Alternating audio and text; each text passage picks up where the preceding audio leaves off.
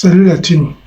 Après la débâcle de l'eau indomptable à la Coupe du Monde Qatar 2022, on assiste de plus en plus à ce qui va prendre place désormais et sera appelé désormais les faits divers. Le Cameroun étant coutumé et habitué des faits divers après de grandes compétitions, on a vu que cette année, avec l'arrivée de Samuel Eto'o à la tête de la Fédération camerounaise de football, l'on aura d'autres sons de cloche, même si la sortie de l'eau indomptable s'est faite de façon assez honorable avec la victoire sur le Brésil. Mais comme d'accoutumé, le Cameroun n'échappe pas à ce qui est désormais inscrit comme sa matière favorite ou sa matière de base. On a eu l'épisode éviction d'André Onana en pleine Coupe du Monde 2022. On a eu l'épisode Samuel Eto'o contre le youtubeur algérien. On a eu la caméra cachée désormais, ce qu'on appelle la grosse caméra cachée à Robert Son dans son bureau, qui donnait sa version, sa part de vérité sur ce qui a été à l'origine de l'éviction d'André Onana.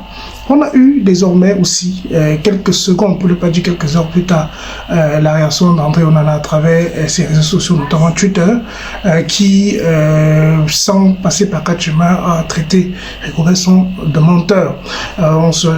Il s'est réellement un gros feuilleton qu'on s'apprête à vivre de l'autre côté du Cameroun avec les gars de Tinga. Mais comme ça ne suffisait pas, on a Omer Moulina qui est un grand journaliste d'investigation pour BBC, pour Time, qui a fait de grandes révélations nationales quelques heures. Selon lui, 5 joueurs de l'équipe nationale de Cameroun auraient payé pour être sélectionnés à l'équipe nationale de football. Ampeli, entre autres, sa volonté de révéler les choses, mais il dit pour lui, de toute façon, vous allez suivre la vidéo et derrière, on va décrypter. Cameroun maintenant, Cameroun. Il y a quelques joueurs qui avaient un petit peu alerté. Alors, en off, c'était très rarement sorti. Mais là, c'était la roue libre pour ce mondial. La roue libre.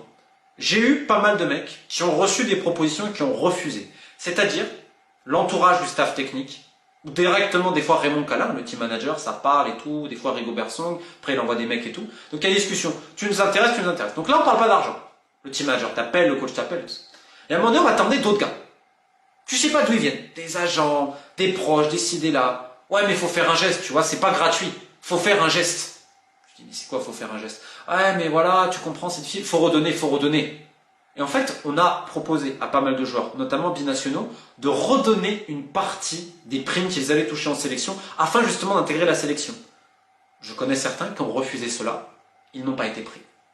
On leur a proposé. Il y a des joueurs dont la place sportive, elle n'était pas forcément garantie, qui jouaient pas dans les top clubs, et on leur demande. Et tu en as d'autres qui acceptent. Tu en as qui ont reversé l'intégralité de leurs primes, qui ont décidé de rien toucher. Tu en as d'autres qui ont carrément payé. Tu as 5 joueurs sûrs, j'ai un doute sur le 6e, dans la liste, qui ont payé, qui ont accepté le chantage quelque part.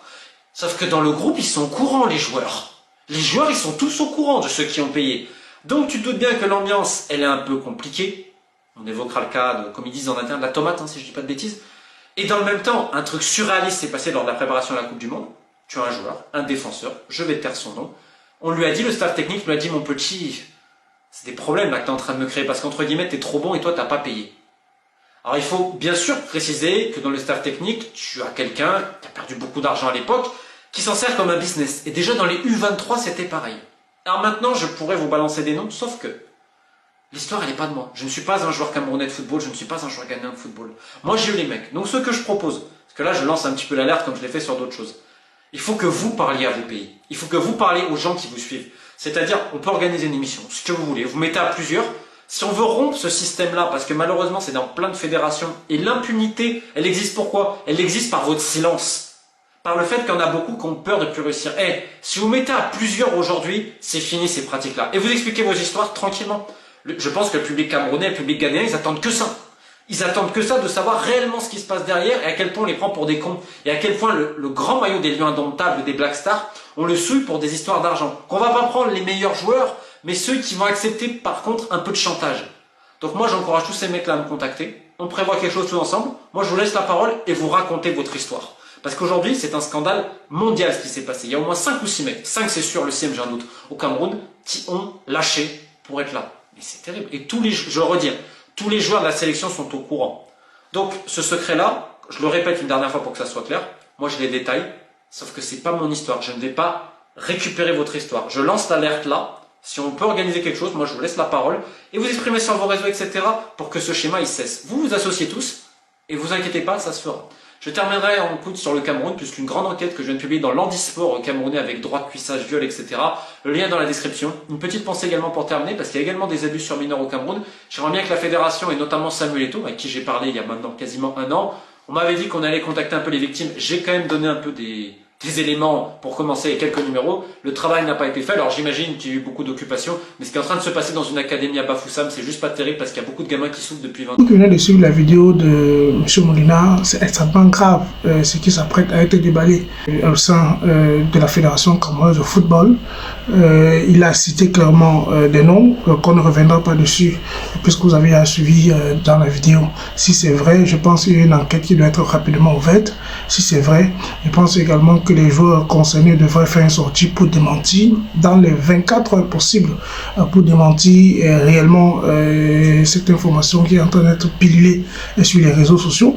Si c'est également vrai, je pense que les mises en cause devaient rapidement être écartées de l'équipe nationale ou même des procédures judiciaires devaient être enclenchées.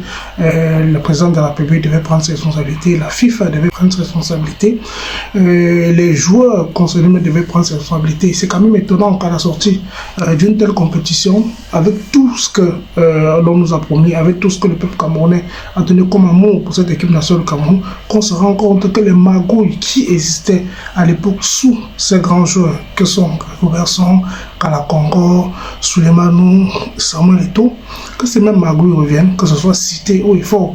Maintenant, quelle est la crédibilité de ces informations? Beaucoup de personnes ont dit quelle est la crédibilité, quelle est la qualité, mais si vous connaissez Romain Molina, pour ne pas lui donner le crédit parce qu'il n'en a pas besoin, on n'avait qu'à taper son nom dans la barre de recherche, vous allez voir qu'il a révélé pas mal de secrets sur le continent africain, pas mal de secrets également dans le monde entier. C'est un journaliste d'investigation qui est très renseigné, qui est très introduit et qui est pris très au sérieux. On a désormais pas mal de vlogueurs camerounais qui ont pris la femme, qui sont en train de piluler sur les réseaux sociaux. Tout le monde donne son avis, tout le monde dit ce qu'il a envie de dire, mais c'est extrêmement grave pour le Cameroun, c'est extrêmement grave pour Samuel Eto'o. Qu'est-ce que la FECAFOOT devrait faire? Qu'est-ce que Robertson devrait faire? Qu'est-ce que Raymond Kala, qui est réellement mis en cause dans cette vidéo, devrait faire? Voilà également les questions que l'on se pose pour nous, pour ma part. Comme je l'ai dit, les concernés doivent rapidement si les aspects d'opinion camerounais, prendre, saisir, sortir un communiqué, si possible attaquer M. Molina ou même le joueur en question, parce que M. Molina dit que c'est pas lui de révéler ce qui s'est passé avec ces lions de montant là, c'est pas lui de révéler, parce qu'il a dit, il incite, il invoque ces joueurs à se mettre ensemble, de faire une émission et dénoncer réellement. Et on rappelle que dans cette interview, il ne parle pas que du Cameroun, il parle également de la fédération du Black Star du Ghana, qui sont également impliqués dans ce type de corruption que vivraient pas mal de fédérations dans le monde, notamment les fédérations africaines. Nous avons penché un peu sur le cas du Cameroun et la débâcle de l'eau indomptable. Après l'épisode d'éviction, il y a des prolongations donc, qui se jouent. On a eu la sortie du président Samuel Eto'o face au youtubeur algérien. On s'est dit, ça devait calmer peut-être la faute. On devait se focaliser sur Samuel Eto'o. Il y a eu la sortie de Robertson. On a dit, ok, peut-être Robertson vient pour étouffer l'affaire André Onana. Mais il y a Onana qui a rebondi. Et après, on en a, comme si rien n'allait pas se laisser, qui nous tombe dessus. Il y a pratiquement toute une fédération, tout un pays qui est traîné pratiquement dans la boue avec cette affaire de joueurs qui auraient payé des millions pour être sélectionnés. On parle entre autres de joueurs qui joueraient dans le championnat américain. On parle entre autres d'un joueur à milieu de terrain qu'on ne va pas citer de toutes les façons. Donc, c'est un peu cela le but de cette vidéo de décryptage. Bon, pour le moment, on va rester poli, on va coller le crédit encore à la fédération camerounaise, on va coller le crédit à Samuel Eto'o, parce qu'on voit très mal Samuel Eto'o être impliqué dans cette affaire. Et si Samuel Eto'o est impliqué dans cette affaire, ça sera extrêmement grave. Merci.